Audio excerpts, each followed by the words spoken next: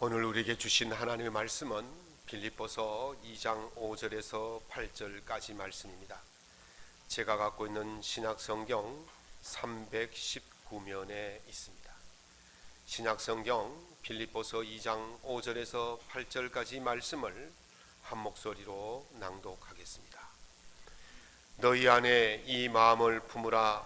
곧 그리스도 예수의 마음이니 그는 근본 하나님의 본체시나 하나님과 동등됨을 취할 것으로 여기지 아니하시고 오히려 자기를 비워 종의 형체를 가지사 사람들과 같이 되셨고 사람의 모양으로 나타나사 자기를 낮추시고 죽기까지 복종하셨으니 곧 십자가의 죽으심이라. 아멘. 오늘 본문의 말씀을 가지고 공감을 넘어 동감하러 오신 예수님이란 제목으로 주의 말씀의 은혜를 나눌 때에 이 말씀이 여러분의 가정과 삶에 하나님의 은혜로 충만하시기를 예수님의 이름으로 축원합니다. 상담에 있어서 가장 중요한 것은 상담하러 찾아오는 내담자의 말에 공감하는 일입니다. 공감은 상대의 감정을 이해하는 상태를 공감이다 그래요. 공감은요, 상담자가 겪은 일과 찾아오는 내담자가 겪은 일이 같지 않습니다. 같지 않지만은 상담자가 내담자의 말을 듣고 그 마음을 이해해 주는 거예요. 그래서 그걸 공감이라는데, 공감은요, 출발이 다름에서부터 출발합니다. 나의 경험과 너의 경험이 다르지만 내가 그 마음을 이해한다라는 것으로부터 출발되어지는 것이죠. 가끔 이제 우리나라 대통령과 외국 정상이 회의를 하잖아요. 그러면 우리나라 대통령이 우리나라의 형편을, 처지를 이야기합니다. 우리나라는 이렇고 저렇고 이렇게 해서 이렇게 할 수밖에 없습니다 라고 말하면 외국 정상은 이해합니다 라고 말합니다. understand? 이해합니다 라고 말합니다. 그런데 우리나라 언론에서 보면 외국 정상이 우리나라 대통령의 말에 동의했다 이렇게 합니다. 이건 틀린 것이죠. 이해한다는 말과 동의하는 말은 달라요. 그냥 이해한다는 말은 그래, 네 형편과 네 처지가 어떤가를 내가 안다, 그 정도의 끝이에요. 그래서 공감은 이해하는 것, 다시 말하면 서로 다름에서부터 시작한다 그렇게 말하는 것이죠. 이 공감과 비슷한 말이 동감인데요. 동감은 감정을 공유하는 상태, 공감은 이해하는 상태라 그랬죠. 동감은 공유하는 상태를 말합니다. 동감은 상대가 겪은 일과 내가 겪은 일이 같을 때 나타나는 것이에요. 그래서 동감은 같음으로부터 출발하는 것입니다. 그래서 같은 감정을 나눌 수 있는 것이 동감이고, 공감은 이해의 감정이죠. 이게 좀 차이가 있죠. 사무엘상 22장에 보면 다윗이 사울왕의 쫓김을 받아서 광야 도망자의 삶을 살아갑니다. 그때 다윗이 광야에 있다는 소리를 듣고 많은 사람들이 찾아오는데 한 400명 정도가 다윗과 함께 하려고 찾아옵니다. 사무엘상 22장 1절 2절에 보면 어떤 사람이 찾아오는지를 보여주는데요. 다윗이 그곳을 떠나 아둘람 굴로 도망하매 그 형제와 아비의 온 집이 듣고는 그리로 내려가서 그에게 이르렀고 환난당한 모든 자와 빚진 자와 마음이 원통한 자가 다 그에게로 모였다 그렇게 말합니다. 첫 번째 모인 사람들은 다윗의 일가 친척이에요. 왜 다윗의 일가 친척이 도망자 다윗과 함께 하려고 옵니까? 사울왕이 다윗만 괴롭힌 게 아니에요. 여러분들 가족 중에 누가 죄를 짓고 숨어 다니면 경찰관이 수시로 찾아와서 아들 어디 있느냐, 남편 어디 있느냐, 아내 어디 있느냐 묻지 않겠습니까? 또 수색도 하지 않겠습니까? 그러니까 이 사울왕이 다윗의 가족을 수시로 괴롭힌 거예요. 핍박받은 거예요. 그래서 도저히 못 살겠다. 차라리 고통받고 있는 다윗과 함께 살겠다. 그렇게 가족이 찾아온 거죠. 그 다음에 두 번째 부류들이 어떤 부류들입니까? 어떤 부류예요? 금방 읽었지 않습니까? 환난당한 자들, 또 빚진 자들, 원통한 자들이에요. 이들이 왜 다윗을 찾아왔습니까? 다윗이 지금 어떤 형편입니까? 다윗도 똑같이 환난을 당하고 있거든요. 다윗도 똑같이 원통하거든요. 다윗도 똑같이 억울한 일을 당하거든요. 그러니까 다윗의 상태나 지금 찾아온 사람들의 상태가 똑같은 상태라는 거예요. 한마디로 말하면 다윗과 처지가 같은 사람들이 찾아오고 있다는 거예요. 이걸 우리가 전문 용어로 말하면 뭐라 그러죠? 동병상련이라 그러죠. 같을 동자, 질병할 때 병자고, 서로 상자, 이을 연자. 그래서 같은 마음들이 연대를 한다는 거예요. 아픔을 가진 사람들은요, 아픔을 가진 사람의 마음을 이해돼요. 그래서 서로 불쌍히 여기는 거예요. 서로 불쌍히 여긴다, 이 말이거든요. 지금 억울한 사람들이 다윗을 찾아온 이유가 무엇입니까? 내 아픔이 다윗과 아픔과 똑같으니까 차라리 다윗과 함께 만나서 서로 아픔을 나누고 이해하고 서로 불쌍히 여기고, 그것이 위로가 된다는 거예요. 그래서 동감은 같음을 전제로 하는 것이 동감인 것입니다. 이처럼 공감과 동감은 차이가 있습니다. 공감은 이해하는 것으로 끝일 수 있습니다. 마음을 알아주는 것으로 끝일 수 있어요. 들어주는 것으로 끝일 수 있어요. 조언해 주는 것으로 끝일 수 있어요. 그러나 문제 해결은요, 상담자가 해주는 것이 아니고 찾아오는 문제를 가진 내담자가 스스로 그 문제를 해결해 줄 수밖에 없는 것이 공감의 한계인 거예요. 그러나 동감은 다릅니다. 동감은 같은 경험을 했어요. 같이 아파봤어요.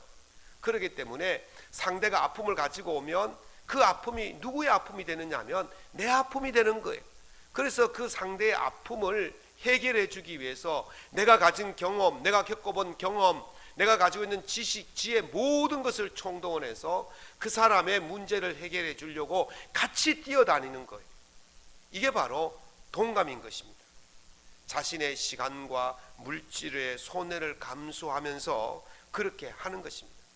어떻게 보면 오지랖이 넓다는 인상을 주는 것이죠. 신앙은요, 공감을 넘어서 동감으로 나아가는 것입니다. 우리 주님이 그렇게 하셨습니다. 그래서 오늘 본문 말씀에 2장 5절에 너희 안에 이 마음을 품으라 그랬어요. 누구의 마음입니까? 예수의 마음. 그리스도 예수의 마음을 품으라는 거예요. 다시 말하면 우리의 마음과 예수의 마음이 일치가 되도록 하라는 것입니다. 우리 예수님은 우리의 상태를 너무도 잘 아시는 분입니다. 그래서 예수님은 우리를 이해하실 뿐만 아니라 우리의 상태를 잘 아시기 때문에 공감을 넘어서 우리의 상태와 같이 되시려는, 동감하러 오신 분인 줄로 믿으시기 바랍니다. 그러는 예수님께서 우리와 동감하시기 위해서 어떻게 하셨느냐? 사람과 같이 되셨다 그랬어요. 사람이 되셨다 그랬어요. 이제 예수님이 오시는 성탄절을 기다리는 절기를 대림절이라 그래요. 지금 대림절입니다. 오늘 대림절 세 번째 주일을 보내고 있습니다. 예수님의 부활을 기다리는 날을 사순절이라 그래요. 그래서 대림절과 사순절이 다가오면 저는 꼭 읽는 책이 있습니다. 벌써 몇 번을 봤는지 몰라요. 매년 꼭 보는 책이 있는데 그게 일본의 작가인 엔도 슈사크가 쓴 침묵이라는 책이에요. 그 책을 보면 예수님께서 이 땅에 오신 이유를 잘 말씀해 주는 그런 내용이 들어 있습니다. 임진왜란이 1592년에 일어났습니다. 일본의 도요토미 히데요시가 우리나라를 침략을 했던 날이 1592년 임진년에 일어났다고 해서 임진왜란이라고 그러죠. 이것이 5년 동안 지속되어지다가 진전이 없으니까 도요토미 히데요시가 명나라하고 이제 협상을 합니다. 전쟁을 종식시키는 협상하는데 그 조건이 뭐냐면 명나라의 왕자를 일본에 볼모로 보내고 한반도의 절반을 일본에 귀속시키라, 그런 조건을 내건지요. 그러니까 누가 그걸 하겠습니까? 그래가지고 협상이 결렬되어진 1597년에 도요토미 히데요시가 다시 군사들 조선에 침략을 시킵니다. 이것을 정유년에 일어났다 해서 정유재란이라 그래요.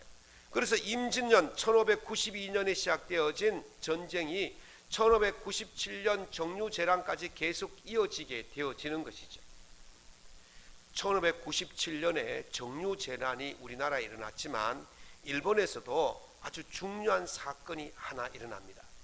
도요토미 히데요시가 1597년에 2차로 조선을 침략하면서 일본 안에서 무슨 일을 벌였느냐 하면 일본 안에 있는 천주교를 금지령을 내렸어요. 그때까지만 해도 천주교가 일본 안에 많이 퍼져 있고 많은 선교사들이 들어와서 활동하고 있었어요. 이게 얼마나 이게 활동이 잘 되었는지 그 조선을 임진년에 쳐들어왔던 선봉장 중에 고니시 유키나가라는 이 장군은 천주교인이에요. 그리고 고니시 유키나가가 이끌던 그 부대가 전부 다 천주교인으로 구성되어진 부대였어요. 그만큼 이 군부 세력 가운데서도 천주교가 많이 퍼져 있었던 거죠.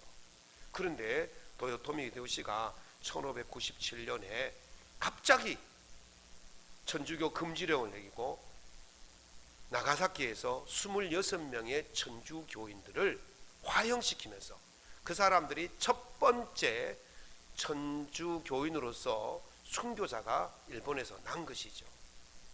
그래서 1597년에 이 일을 벌이고 1598년에 도요토미 히데요시가 죽게 되어집니다. 그래서 조선을 침략했던 일본군들이, 왜군들이 1598년에 철수하면서 임진년과 정유재단에 일었던 외란이 끝나게 되어집니다. 이 1598년에 죽고 난 이후에 누가 정권을 이어받았냐면 도쿠가와 이에야스가 그 정권을 이어받아요. 그리고는 이 도요토미가 히데요시가 사용했던 그 정책을 그대로 이어받아서 이제 천주교를 박해를 하는데 1614년에 천주교 신부들, 천주교 선교사들을 모두 추방을 시킵니다. 그때에 37명의 외국인 선교사가 추방령을 어기고 몰래 남게 되죠. 그리고 계속해서 포교 활동을 하게 되어집니다. 그 37명의 신부들 가운데, 선교사들 가운데 페레이라는 신부가 있었어요. 그 당시에 일본의 모든 천주교를 관장하는 추기경입니다. 그러니까 총괄자예요. 일본의 천주교 총괄자가 자기도 그 안에 남아 있었던 거죠. 1632년까지 로마 교황청과 서신을 주고받았던 기록이 있어요. 그런데 1632년부터 기록이 끊겨버린 거예요. 서신이 없는 거예요. 이 사람이 실종된 거예요. 죽었는지 살았는지 알 수 없는 시간을 1635년까지 보내다가 1635년에 로마 교황청에 보고가 하나 들어왔는데 이 페레이 신부가 배교했다는 소식이 들어온 거예요. 완전히 로마 교황청이 뒤집어졌죠. 그리고 이 소식이 그 페레이 신부의 고향인 모국인 포르투갈까지 전해지게 되어집니다. 그 포르투갈에 누가 있었냐면 이 페레이 신부의 제자인 로드리고라는 신부가 있었는데 이 세바스찬 로드리고 신부가 스승이 배신을 했다니, 배교했다니 도저히 이해할 수가 없었어요. 내가 그곳에 가서 한번 알아봐야 되겠다. 그리고 일본의 천주교인들을 돌봐야 되겠다. 이렇게 해서 자기와 2명의 동료와 더불어서 3명이 1638년에 비밀리 일본에 잔입하게 되어집니다. 그리고 그곳에서 선교 활동을 하다가 체포되어집니다. 그걸 일본 관원들이 이야기하죠. 배교해라. 이 예수의 초상화를 밟으면 배교로 인정해 줄게. 그러면서 막 협박하고 권유하고 막 그러는 거예요.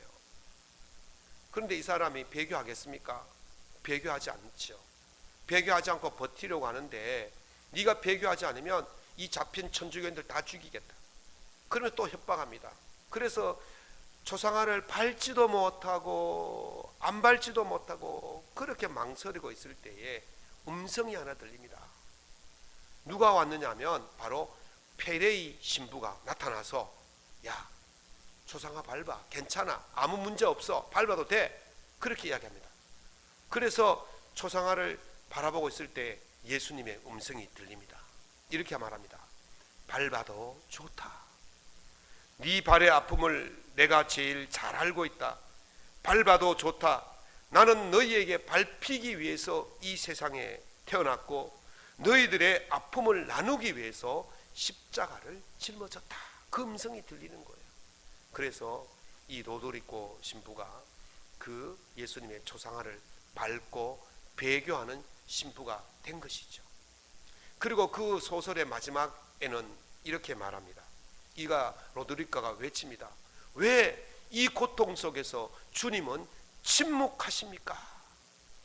왜 이렇게 고통당하는 당신의 자녀들을 왜 못 본 채 하십니까? 왜 침묵하십니까? 그렇게 할 때에 다시 예수님의 음성이 들립니다. 나는 침묵하고 있었던 것이 아니다. 함께 고통을 나누고 있었을 뿐이다. 그렇게 말합니다. 침묵한다고요, 동의하지 않는 게 아니에요. 침묵한다고 동감하지 않는 게 아니에요. 침묵하지 않는다고 동감하지 않는 것도 아닙니다. 동감은요, 침묵과 상관없어요. 동감은 아픔을 함께 나누는 것입니다. 예수님이 비록 침묵하셨지만, 하나님이 비록 침묵하셨지만 그 당하고 있는 고통 속에 예수님이 직접 내려가셔서 고통 당하시고 계신 것입니다.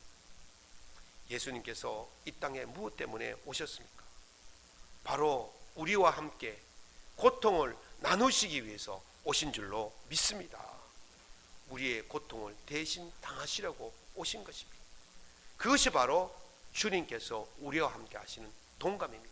사람의 몸을 입고 오신 이유인 것입니다. 예수님은 우리와 같은 경험을 하시기 위해서 사람처럼 되셨습니다. 오늘 7절 8절에 자기를 비워 종의 형체를 가지사 사람들과 같이 되셨고 사람의 모양으로 나타나셨다. 그렇게 말씀하십니다. 사람이 되지 않고는 사람이 가지고 있는 총체적인 아픔, 문제를 해결할 수 없기 때문에 사람이 되신 것입니다.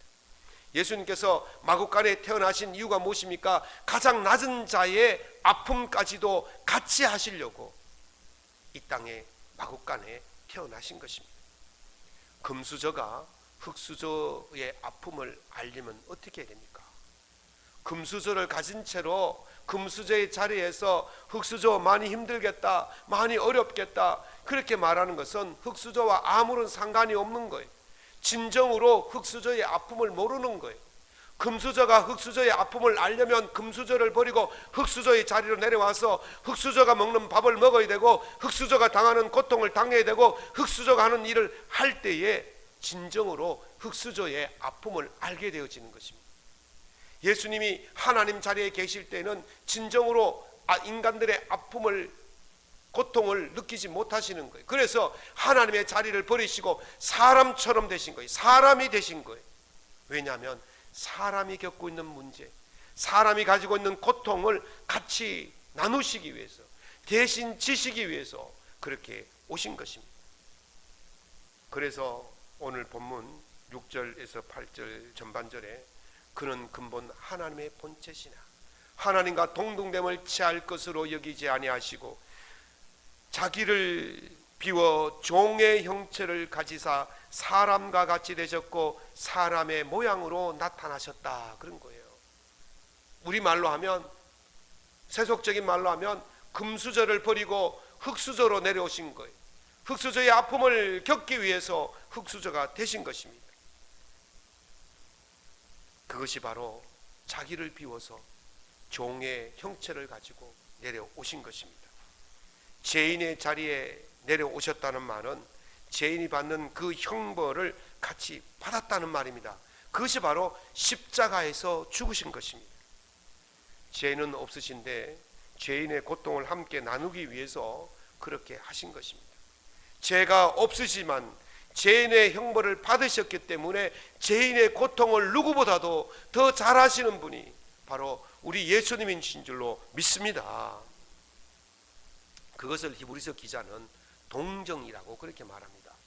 히브리서 4장 15절에 우리에게 있는 대제사장은 우리의 연약함을 동정하지 못하실 이가 아니요 모든 일에 우리와 똑같이 시험을 받으신 이로되 죄는 없으신다 그렇게 말씀하셨습니다.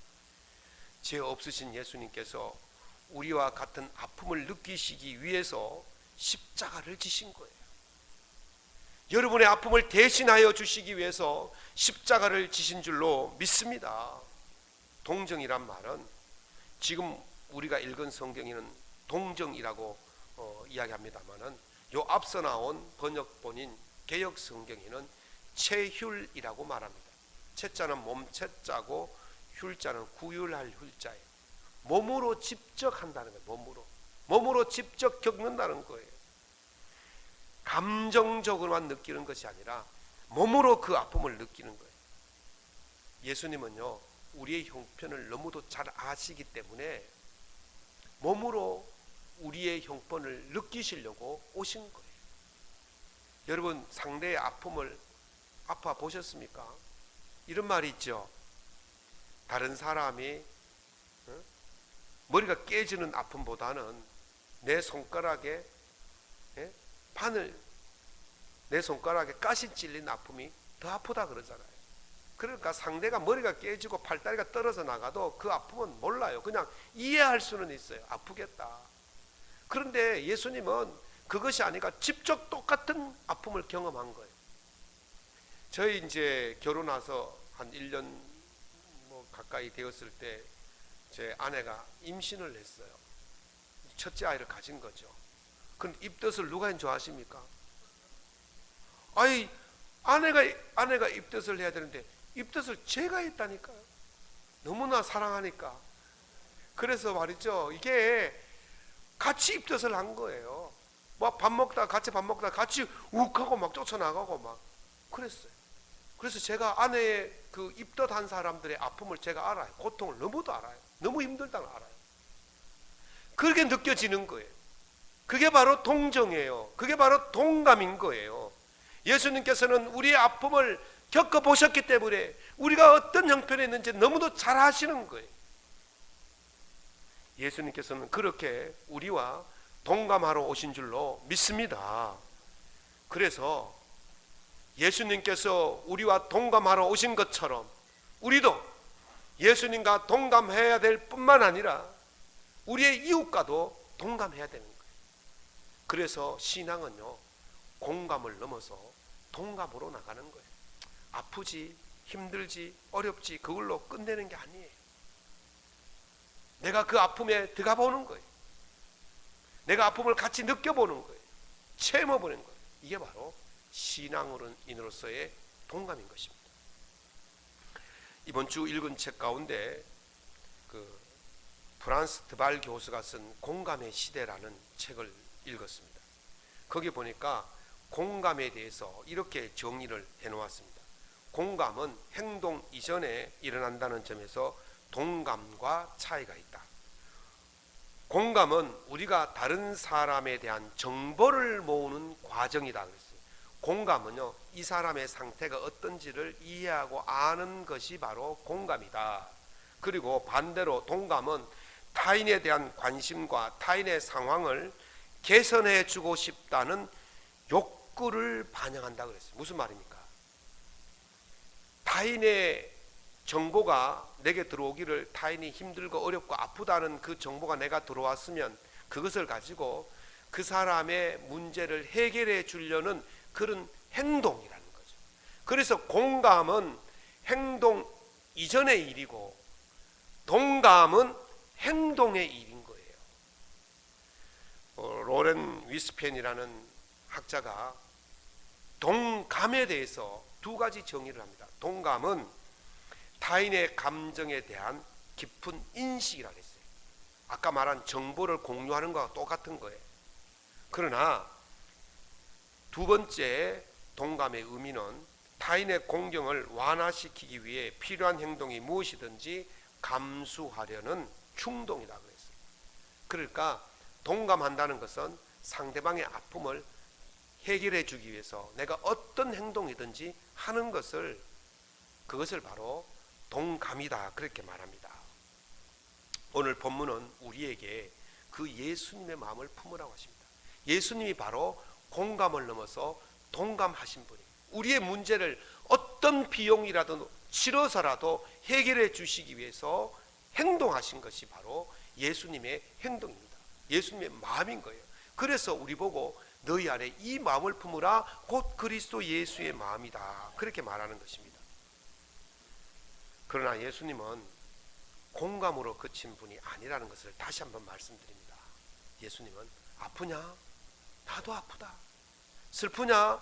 나도 슬프다. 괴롭냐? 나도 괴롭다. 힘드냐? 나도 힘들다. 그렇게 하고 그것이 끝이 아니에요.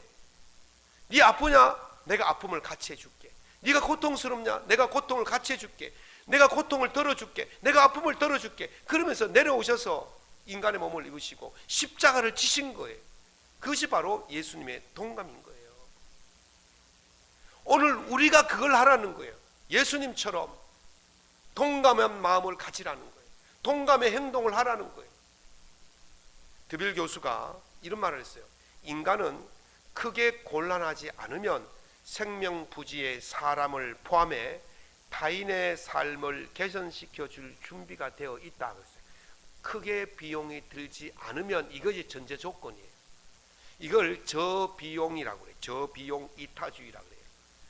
저비용이 들 때는요, 내가 다른 사람을 위해서 충분히 섬길 수 있고 도와줄 수 있고 할 수 있어요. 작은 돈 들었을 때. 생각해 보세요. 한적한 오늘같이 이 영하, 오늘 아침에 보니까 영하 7도더라고요. 대구 날씨가. 영하 7도의 추운 날씨에 한적한 도로를 달리고 있는데 할머니 한 분이 찬바람 부는 이 영하 7도의 날씨에 머리에 짐을 지고 손에 보따리를 들고 도로를 걸어간다고 생각해 보세요. 어떻습니까? 여러분, 지나가면서 차를 몰고 가면서 어떤 생각이 들어요?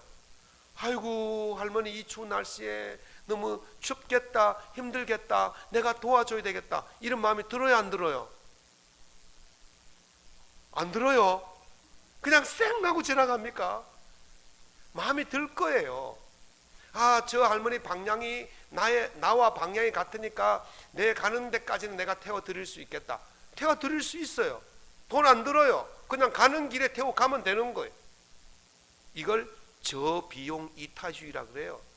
그런데 문제는요, 이 분을 태우고 가다가 교통사고가 일어나서 이분이 크게 다치게 되어지면 어떤 문제가 되어집니까? 차주가 고스란히 다 물어줘야 되는 거예요. 문제는 그렇게 되어지면 그 다음부터 그런 일을 한번 겪은 사람이 똑같은 길을 가는데 똑같은 할머니가 있어요. 그러면 태워줄까요 말까요? 아이고, 할머니 힘드시겠네, 그렇게 하고는 공감은 되지만 그냥 지나가는 거예요. 왜? 그 할머니를 태워줬다가는 고비용이 들기 때문에 그래요. 그래서 사람들은요, 저비용이 들 때는 도와줘요. 그러나 고비용이 들게 되어지면 도와줄 수가 없어요. 사람의 이타주의가 그래요. 저비용은 도와주고 고비용은 공감만 하고 끝이 나는 것입니다. 예수님께서 선한 사마리아인의 이야기를 하셨지 않습니까? 그 이야기의 내용이 무엇입니까? 한 사람이 예루살렘에서 여리고로 내려가다가 강도를 만나서 겁안 죽게 되어진 채 버려졌어요.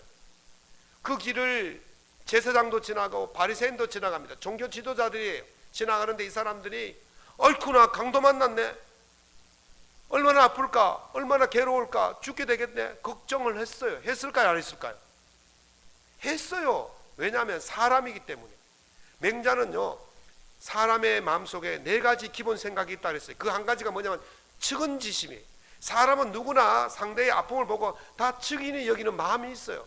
그러니까 이 제사장과 바리새인도 아이구나, 죽겠네, 힘들겠네, 이 생각은 했어요. 그리고는 어떻게 했습니까? 나도 강도 만나면 안 되니까 주량랑을 친 거예요. 공감을 했는데 뭐가 없어요? 동감이 없는 거예요. 그런데 선한 사마리아인이 내려가다가 그 사람을 봤어요. 그리고는 똑같은 마음을 가졌겠죠. 강도 만났구나, 죽겠구나, 아프겠구나, 그렇게 했던 거예요. 그렇게 하고는 어떻게 했습니까? 그 강도 만난 자의 삶을 개선시켜 주기 위해서 자기의 비용을 드리는데 저 비용이 아니라 고비용을 드리는 거예요. 강도 만날 위험의 비용, 여행 지체의 비용, 숙박의 비용, 치료자의 비용, 이 모든 비용을 자기가 동원할 수 있는 비용을 다 동원해서 이 강도 만난 사람을 치료해주고 업고 치료소에 갖다주고 치료비를 대주고 그렇게 한 거예요. 고비용이 든 거예요. 예수님께서 오늘 우리에게 요구하시는 것이 바로 그거예요. 너도 가서 이와 같이 해라.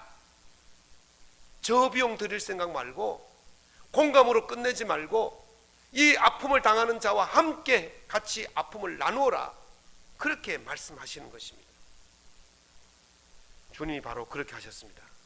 주님은 최고의 비용을 들이셔서 강도 만난 자 같은 우리의 삶을 개선해 주시기 위해서 이 땅에 오셨고 우리와 고통을 나누시기 위해서 십자가를 지신 줄로 믿습니다. 오늘 바로 이 예수의 마음, 공감을 넘어서 동감의 마음을 품으라고 하시는 것입니다. 공감을 넘어 동감으로 행하라고 말씀하십니다. 성탄은 바로 공감을 넘어 동감을 행하시기 위해 오신 예수님의 날인 줄로 믿습니다. 아이돌 그룹 중에 유진스라는 그룹이 있어요. 이 그룹이 부른 노래가 뭐냐면 티토라는 노래. 아마 청년들은 들어봤을 거예요. 이 티토를 찍은 뮤직비디오가 있는데 이 뮤직비디오의 배경을 어디서 촬영했냐면 서문시장 옆에 개성중학교에서 촬영을 했어요. 제가 거기 뻔질나게 드나들면서 강의했던 장소거든요. 그런데 딱 봤더니 어디 많이 본 장소에 보니까 개성중학교더라고요. 그런데 이 티토라는 뜻이 뭐냐면요, 영어로 하면 미투예요. 나도 똑같아, 나도 동의해, 동의해 이 말이에요. 나도 그렇게 할래 이 말이에요. 너 나에게 동의해 주면 안 되니 이 말이에요. 노래 가사가 그렇거든요. 근데 동의한다는 뜻이에요. 같다는 뜻이에요. 함께 한다는 뜻이에요. 우리가 예배 시간에 여러분들 잘 하는 게 뭐 있습니까? 아멘이죠. 아멘. 아멘과 같은 말이에요. 요즘 소비 성향을요, 디토 소비 성향 시대라고 해요. 디토 소비 시대라고 해요. 쏟아지는 그런 그 상품의 정보가 얼마나 많이 있습니까? 그런데 그걸 다 일일이 브랜드를 찾고 그걸 내가 가서 입어보고 하려니까 시간이 없어요. 촉박해요. 이 분초 사회 속에서 하려니까 힘들어요. 그럴 때 어떻게 합니까? 후기를 보는 거예요. 그때 어떻게 합니까? 누가 입었냐를 보는 거예요. 아, 유명한 배우가 입었으면 그래, 나도 저거 입어야지. 나도 그거 살래. 유명한 가수가 입으면 나도 그거 살래. 영부인이 들었네, 나도 그거 살래. 영부인이 백 하나 들고 나면 그게 동난다 그러잖아요. 그게 바로 동의하는, 그거 살래, 같이 살래. 안 쳐다보고 그냥 그것만 보고 따라가는 것. 오늘 우리 신앙에 있어서도 우리가 그렇게 해야 돼요. 예수님 말씀에, 예수님의 행동에 나도 할래, 나도 그렇게 할래, 나도 그렇게 살래. 기토하는 신앙. 예수님이 하셨던 일이라면 무조건 그렇게 살래라고 따라가는 신앙. 그것이 바로 오늘 우리에게 요구되어지는 신앙인 것이에요. 너희 안에 이 마음을 품으라, 바로 그 말씀이에요. 무조건 예수님을 따라해라. 오늘 사랑하는 성도 여러분, 예수님을 무조건 디토하시고 우리 이웃들의 삶에 동감하셔서 주님이 오신 그 목적, 그것을 이루어 가시는 복된 여러분 될 수 있기를 예수님 이름으로 축원합니다.